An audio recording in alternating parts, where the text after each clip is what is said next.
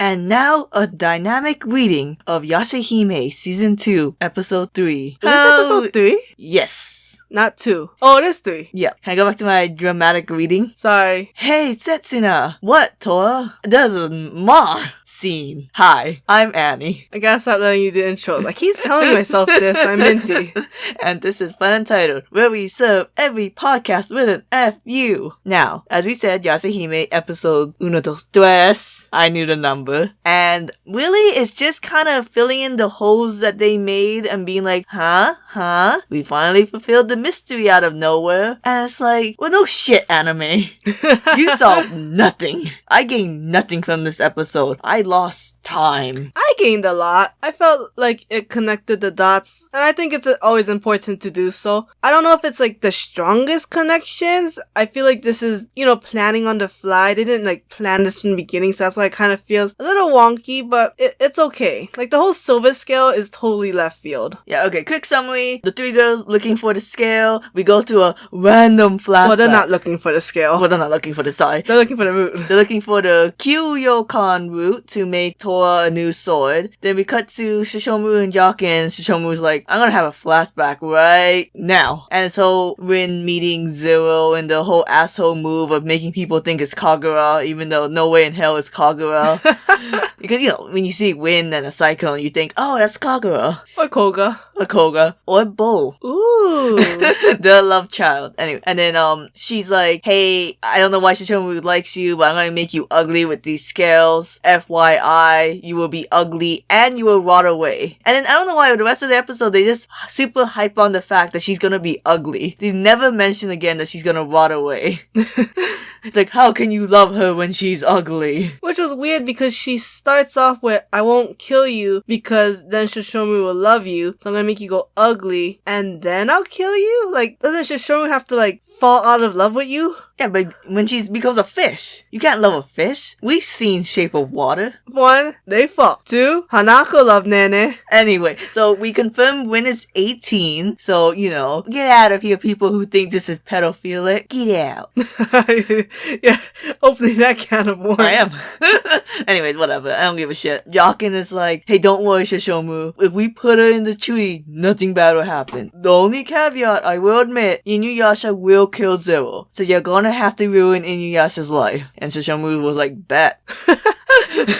Challenge accepted. So we found out why Shishomu kind of worked with Kirimari. We found out the proper name to the Silver Scale Curse and why Jokin has to take away Setsuna's dreams. Wait, what was the proper name? It's the Silver Scale Curse. What? That's what we've been calling it this entire time. Only this episode, before this, we were just like, okay, Win's asleep. Oh, that's what you mean. Okay. Yeah, bitch, wake up. Oh, she's gonna turn into a fish? Never mind, ma'am. Keep sleeping. Yeah, I guess so, because you're right. We always thought that Zero put Rin in the tree. No, wait, we did find out later that Shishomu was the one who put it in the tree. We just don't know why. Yeah, and we knew that Shishomu wanted her to sleep, because when Setsuna died and Rin woke up, he was like, the fuck? It doesn't make sense, though, about the whole dream butterfly has to be the one, and this is from Trikyo, has to be the one to, take Setsuna's dreams and give it to Rin so that Rin could keep sleeping? Like, does Rin see everything Setsuna sees? I don't know, but wasn't she sleeping before the dream butterfly came? Bitch wasn't awake. Maybe during that time, the dream butterfly wasn't there? Awfully convenient the scales completely disappear when the dreams come in. Well, I don't know.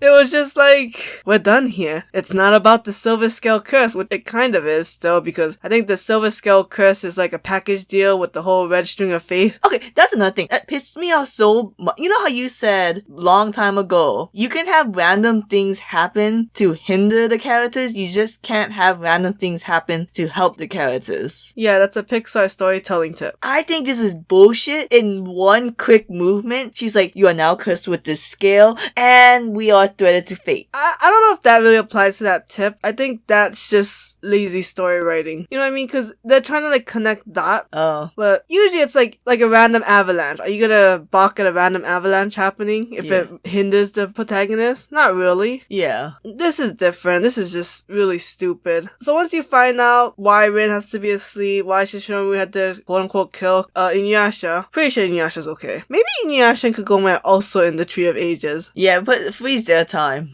Just tease them only in the opening. To be fair, it would help because then people wouldn't be bitching that like Kagome lost all of Moriha's childhood or whatever bullshit. I mean, no matter what, she's gonna lose Moriha's child. You can't raise that baby twice. Well, she's skipping through the good part then. There's also the whole part where I thought Riku was like a pseudo-human, a fake baby. Yeah, he was supposed to be a puppet, like Gota from Nanatsu no Taizai. But he ends up being like actually the horn from Kirinmaru's head from an injury with Toga, and now like Kirinmaru can see everything through Riku. And I'm like, so yeah, baby Kirinmaru, which I guess why we always thought, you know. Well, okay, you can make a puppet out of a horn. So imagine like turning that horn into a little Barbie doll and like growing it every day. And then that's how Riku was born. Riku was like a man by day 35. Hey, I want to note something about Riku. Can you read it for the audience?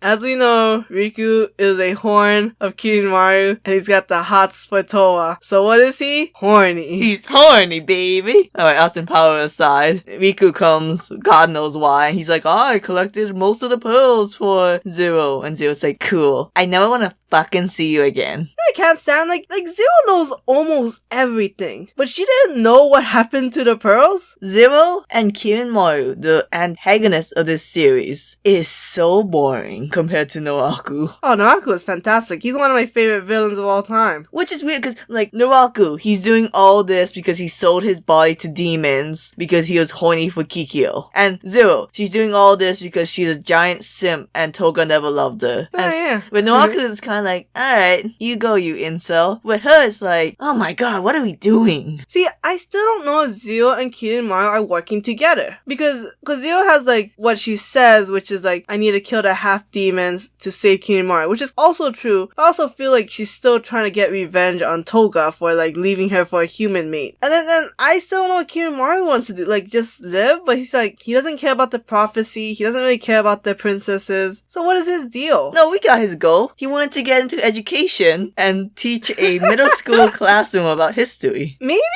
him and the meteorite are more connected than we think. You think that'd be funny because, like, you know, every time it comes, right, he and Toga, like, fights it all. So it's kind of like him going like, hey, go away this century. You can come back later. Wait a second. If he's an educator, does that mean he'll never die in the feudal era? Yeah. Either that or the teacher in the future is actually Riku. I think I said this theory before. You think? What was the teacher's name? Kirin something, right? Kirin something. It definitely had the word Kirin plastered in it. Wasn't even subtle. So you think teacher Kirin is that would be weird.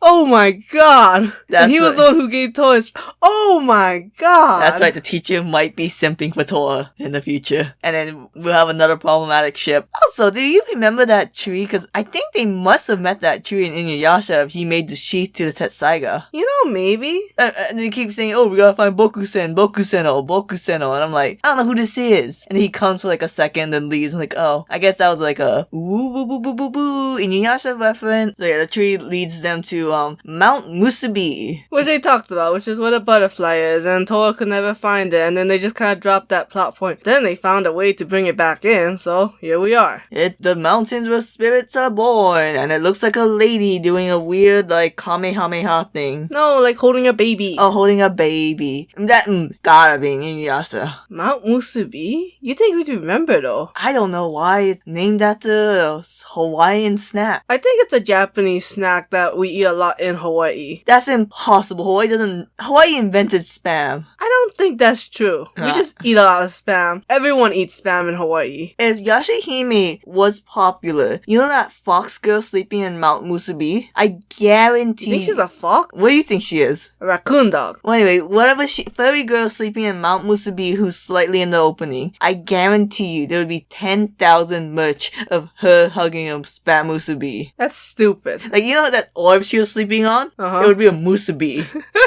Her hair color is kind of the same color as Kirin Maru. Maybe she's the daughter of Kirin Maru. You don't think the opening transitioning from her to Kirin Maru doing like mirroring each other's pose and action may not have been a clue enough that she's connected to Kirin Maru? Did you think she's a daughter of Kirin Maru? Well, I also thought she's a raccoon dog. So, next episode, we go through some acid trips. What? Tora was clearly in the modern world. They go see Rin. Oh, right, the black and white and blah blah blah. Tora's They're like... not gonna save Rin. Well, they saw Rin. Rin's dead. And then Tora's like, if those who I love disappear in an instant, does that mean those who I hated live for eternity? Which is a reflection to what Zero said about, humans want to live short, beautiful lives and to be loved. Who hates Rin? Would it be Zero? It gotta be Zero. Oh, you pointed out what was funny that Rin was wearing a butterfly kimono, and literally in the beginning, Tora had the moth fly to her face, and then Setsuna for some reason saw the butterfly. The imagery of death is everywhere. Day and night.